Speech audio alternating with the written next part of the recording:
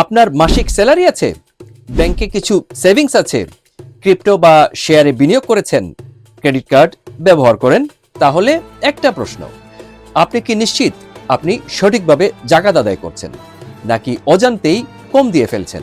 অনেকে ভাবেন আমার তো খুব একটা বেশি টাকা পয়সা নেই, লোনের কিস্তি আছে, তাই জাকাত হয়তোবা লাগবে না। কিন্তু বিষয়টা এত সহজ নয়। জাকাত হয় নেট সম্পদের উপর।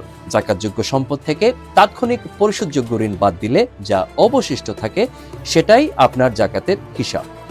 কিস্তিতে ঋণ থাকলে সব ঋণ একসাথে বাদ দেওয়া যায় না। Trading stock, crypto, freelance income জমে আছে, এসবই জাকাতযোগ্য হতে পারে যদি তা নিসাব অতিক্রম করে। আরেকটি বড় ভুল, ইংরেজি ক্যালেন্ডার ধরে হিসাব করা। জাকাতের বছর হবে হিজরি ক্যালেন্ডার অনুযায়ী।